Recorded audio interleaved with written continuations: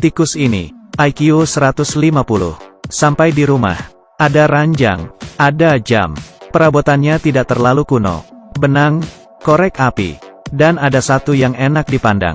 Poster wanita di pantai. Saat tikus mau tidur, tiba-tiba tembok, masuk sebuah paku besar. Paku kedua dan ketiga, dekat ke arahnya. Tikus yang berada di tengah, tidak aman. Ia pun pergi. Ternyata pria itu, di luar sedang terus mengebor. Di saat itu, sebuah paku besar menghalangi jalan tikus. Dan ia dikepung, tidak bisa bergerak. Saat pria akan mengebor yang terakhir, kehabisan listrik. Ia mengambil palu, baru mau pukul, kakaknya buka pintu. Saat itu, tikus berhasil kabur. Hari itu mereka sedang angkat bak mandi. Tikus sengaja bersembunyi di balik botol. Berhasil buat pria itu kaget. Keduanya masuk ke bak, dan turun ke bawah. Main roller coaster gratis. Saat sudah selesai, tiba-tiba, baknya jatuh ke dalam es. Saat mereka balik, ingin balas dendam ke tikus. Di lantai pasang banyak jebakan. Keduanya menunggu sepanjang malam. Saat sedang tunggu, tikus keluar. Datu senang, bersiap masuk permainan. Melihat tikus, dengan santai, melewatinya, melompat ke atas lemari, berjalan, loncat ke seberang pakai lampu, melalui 3 lengkungan, sampai atas kaleng. Melihat tikus loncat, mengambil ceri, dilempar ke bawah, jatuh ke bawah, terkena jebakan. Sebuah jebakan bergerak, satu demi satu datang ke arah mereka. Rencana Datu tidak berhasil. Mereka berdua terjepit. Mereka berdua ambil penyedot debu mengejar tikus.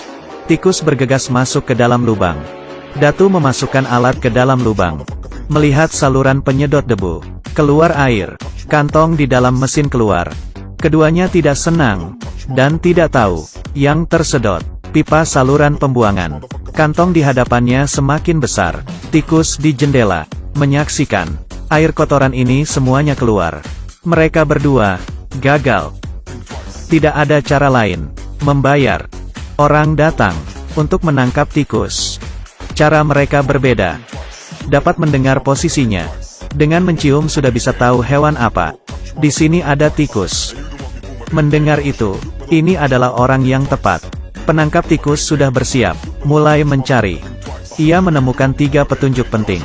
Ia sudah kerja puluhan tahun. Pengalamannya banyak. Mengeluarkan alat. Pakai sebuah kapitan dan ambil. Betul, seekor jantan. Dan mengambil itu. Dimasukkan ke dalam mulut. Merasakannya. Harus berhasil. Kenali diri sendiri dan musuh. Perang dimulai. Ia mulai bergerak. Menggunakan alat.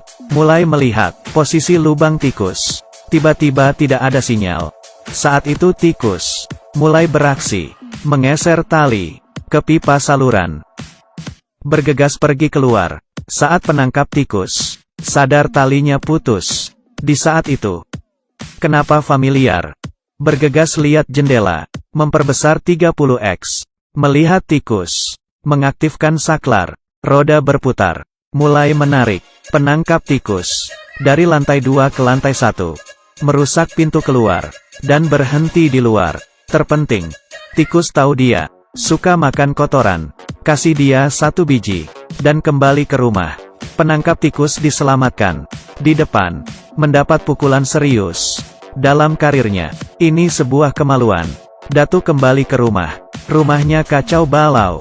Keduanya ke dapur, dan sadar. Sandwich bergerak. Xiao Kuan ambil panci, mulai bergerak.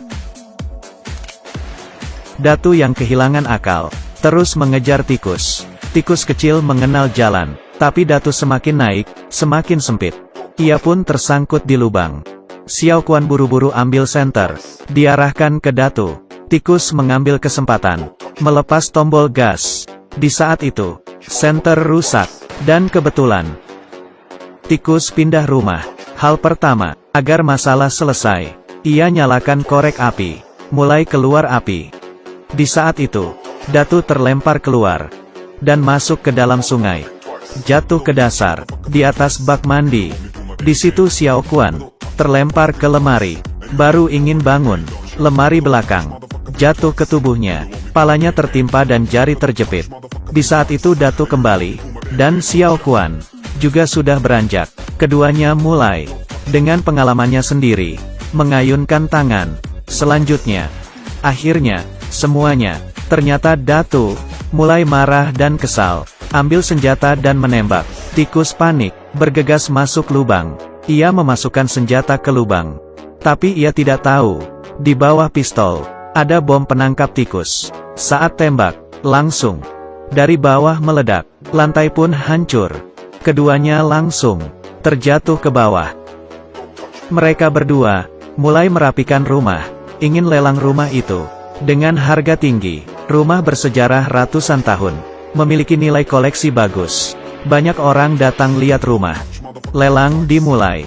Orang di bawah berjuang, mulai buka harga. Di saat ini, tikus keluar. Xiao Kun menggerakkan tangan untuk menangkap tikus. Tangan licin. Tikus masuk ke dalam baju. Ia pun geli menari-nari. Rokok di tangan masuk ke dalam rambut gadis pirang, mengeluarkan asap. Gadis pirang panik. Datu datang meniup, mencoba buat api padam. Ia mengambil bir dan dituangkan ke sana. Keadaan jadi kacau. Tapi orang tua di atas masih lanjut lelang. Xiao Kuan membawa saluran air, tapi untungnya api sudah padam. Datu marah, langsung masukkan air ke dalam lubang tikus. Xiao Kuan buka keran paling keras. Tikus menganggap setara dengan tsunami. Menyelamatkan diri, itu dia. Kelelahan berlari, naik ke atas kaleng. Lelang sudah sampai harga tinggi. Di saat itu, air menghancurkan tembok. Orang di dalam terbawa, terseret keluar. Datu saat itu, hatinya kuat. Tidak apa-apa, selama rumah masih ada. Lelang masih lanjut. Rumah mewah rubuh. Mereka berdua putus asa, menyetir ke pabrik. Tikus setan kecil juga ikut. Mereka berdua kelelahan, tertidur di atas meja. Pada saat itu, tikus dengan IQ tinggi mulai beraksi lagi, mengganggu mereka berdua. Melihat keluar jendela, pabrik tali hidup. Ternyata tikus mengubah jadi pabrik pengolahan makanan, berbentuk bola keju, dan rasanya enak. Setelah itu mereka meningkatkan produksi. Tikus yang pintar, bertanggung jawab atas periksa kualitas. Sejak saat itu, mereka berdua menjadi pemenang. Baik, saya Muzili. Sampai berjumpa lagi.